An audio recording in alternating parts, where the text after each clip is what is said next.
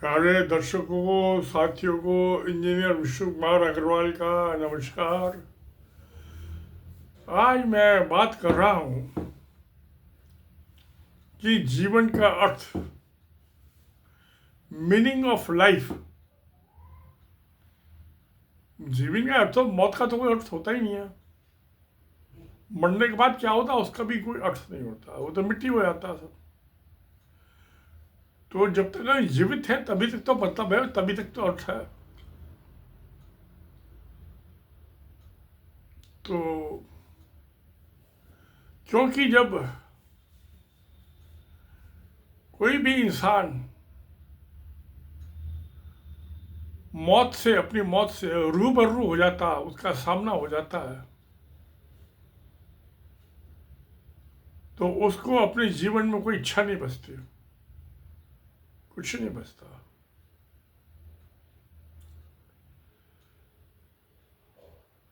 मुझे याद है, मुझे रिटायर हुए हुए तकरीबन 20 साल होने को आ गए। 60 साल की एज पर रिटायर हुआ था। साल 2025 में कुछ महीने के बाद पूरे 20 साल हो जाएंगे, 21वां साल लग जाएगा। तो मुझे याद आता है, हमारा दिल्ली में ISBT कश्मीर गेट पर ऑफिस होता था। तो अक्सर मैं तो जाता था। जो ये क्रिश्चियंस का ग्रेवयार्ड था, मुगलों के ज़माने का, जो आज का GPO जनरल पोस्ट ऑफिस, जहाँ 1857 में बम लगा के मैगजीन को जला फाड़ दिया गया था, बिल्डिंग में टूट गई थी। उसमें से गोला बारूद था, उसके पास ही है वो। अब तो वहाँ डिफंक्ट हो गया वो, नए मुर्दे नहीं जलाए जाते हैं वहाँ, दफन नहीं किए जाते हैं वहाँ। वो तो निगम बोर्ड घाट से भी पास में ही था। मगर अब वहाँ से थोड़ी दूर, कश्मीर गेट के थोड़ी दूर सामने की साइड में कुदसिया गार्डन, तो शाहजहाँ की एक बेटी ने बनवाया था, उसके जस्ट अपोजिट वहाँ नया कब्रिस्तान है। जहाँ जब 1911 में कलकत्ता से दिल्ली शिफ्ट हुई कैपिटल, तो उसके बाद के मुर्दे वहाँ दफन हुए हैं। बड़ा ब्यूटीफुल ग्रेवयार्ड है, सिमेट्री है। तो क्या होता था कि अक्सर मैं वहाँ निगम बोर्ड घाट पे चला जाता था, शमशान पे,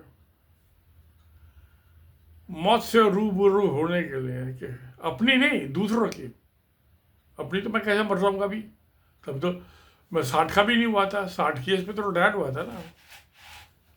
उस टाइम होगा मेरे ख्याल में मैं 55-56 साल की एज का जवान पट्टा था। तो वहाँ तो वहाँ तो हिंदुओं को जलाया जाता है शमशान पे। तो क्या होता था, देखता था।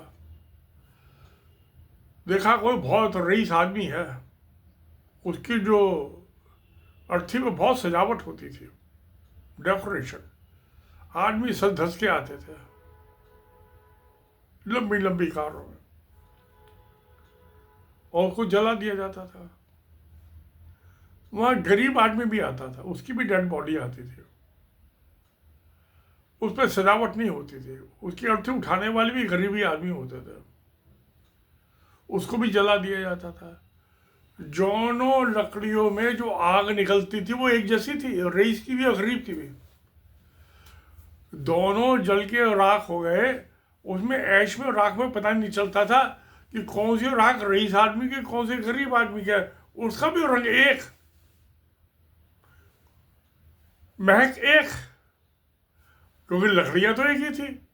उसमें रईस को जलाओ, चंदन की लकड़ी में जला दो आप, या कीकड़ की लकड़ी में जला दो, बात तो एक ही है।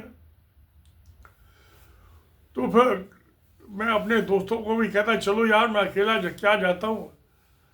तो एक आध मेरे दोस्त चले आते थे मेरे साथ। वो कहते यार, मैं कहा देखो यार, तमाशा क्या होता है, तो बुढ़ा मर रहा है तो भी आदमी गप्पे मारते रहते, चलो यार जान छूटी। कोई यंग आदमी मर गया, उसकी बीवी बिलकती थी, मान लो 20-22 साल की लड़की है, विडो हो गई, विधवा हो गई, वो लगती थी दिखाने के लिए, मगर उसकी निगाह होती थी जो यंग आदमी आते थे, कौन किसको पटा लूँ, किससे शादी कर लूँ। बाकी ये तो मरने वाला तो मर गया, जीने वाले के साथ ही जीऊँगी ना। ऐसे जो मेल होता था आदमी, उसकी बीवी मर गई, वो भी देखता था कौन इसमें कौन कौन और यंग औरतें आई, किससे मैं पटा सकता हूँ, किससे शादी कर सकता हूँ। ये भी वो किस्म किस्म की बातें लिखी हुई हैं वहाँ पे कि सबको यही आना और यही मोक्ष होना। मोक्ष क्या होना, आदमी तो अगली क्या अगली मुझे बाकी बची हुई जिनकी लड़की देखती है और देखती है कि मैं किसके साथ बिताऊँ, कौन मुझे ज़्यादा मज़े देगा। आदमी देखता है कि कौन मैं किसको ब्याह कर लूँ, दूसरी सेकंड मैरिज, और कौन मुझे ज़्यादा से ज़्यादा बच्चे देगी। ये होता है वहाँ ड्रामा, दिखावा ज़्यादा होता है, असलियत कुछ कम होती है। तो बाकी तो मैंने जैसे आपको अर्ज किया कि मरने के बाद चिता में लकड़ी एक है, चाहे चंदन की हो, चाहे आम की हो, चाहे कीकड़ की हो, राख एक जैसी है। जो रईस आदमी है उसमें थोड़ा ज़्यादा घी डाल दिया, सामग्री डाल दी, तो उसमें से अच्छी खुशबू निकलती है। गरीब आदमी उसमें नहीं डाला घी तो नहीं निकलती। वो धुआं जो निकलता है वो एक जैसा है, गरीब का रईस का धुआं एक जैसा, एक ही रंग का, लकड़ी एक जैसी, राख एक जैसी। क्या आनंद की चीज है, क्या देखे हमने। अब मैं वहाँ जब दूसरा था तो एक मेरे दोस्त थे, वो मेरे हिंदू दोस्त भी चले आते थे कभी कभार मेरे साथ थे, और मेरे मुस्लिम दोस्त भी थे। जब एसोसिएशन का हमारे इंजीनियर्स कैंसिल का प्रेजेंट हुआ, उन्होंने मुझे इलेक्शन में हरा दिया था।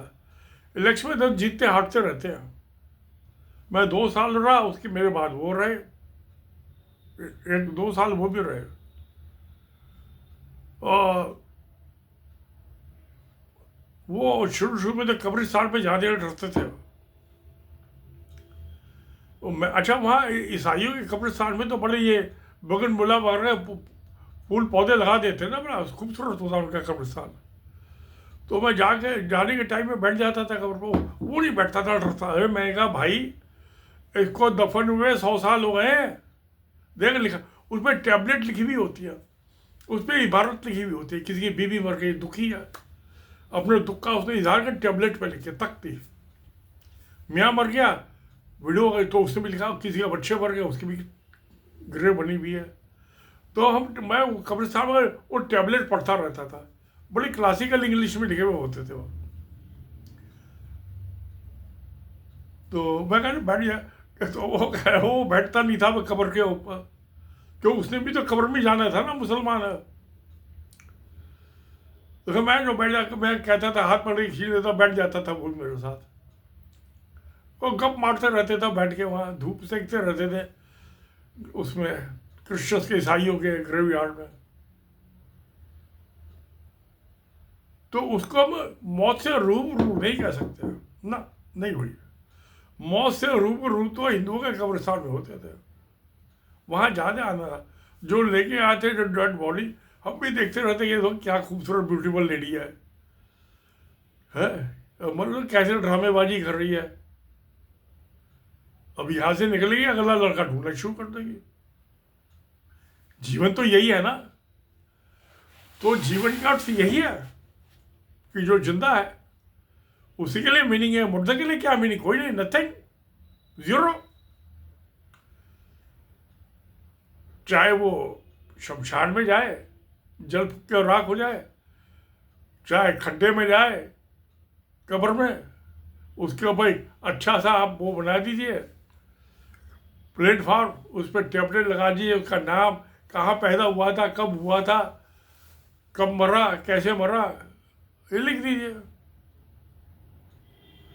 तो 100 साल बाद भी आप जाएंगे तो खुशी होगी आपको, ग्रेवयार्ड पे जाके या शमशान पे जाके। जिंदा आदमी को मुर्दे के थोड़ा खुशी होती है, मुर्दा तो खत्म हो, उसकी तो संस्था ही खत्म हो जाती है ना, उसको संस्था नहीं बचती उसमें। तो जीवन का अर्थ ये है कि जब तक जिंदा है, enjoy life, be happy, hitting kicking fighting fit, hitting kicking fighting fit, यही जीवन का मतलब है और यही जीवन का सार है। हम सबकी भलाई सोचे, सब सुखी रहो, सबको सुख देख के तो हमें सुख मिलेगा। देने से खुशी मिलती है, चीज़ें जब्ती करने से खुशी नहीं मिलती, ठगी से खुशी नहीं मिलती है, पकड़े जाओ तो सजा मिलती है। 311 आईपीसी में मौत हुआ था 10 साल तक की उम्र कैद की सजा है, नहीं तो 10 साल की जेल की सजा ठग में।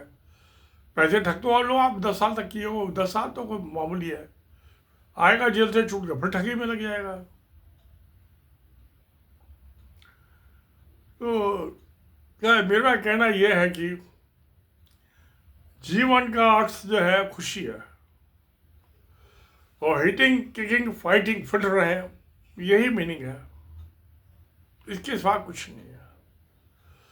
तो दोस्तों, सत्यमेव जयते, नमस्कार, धन्यवाद।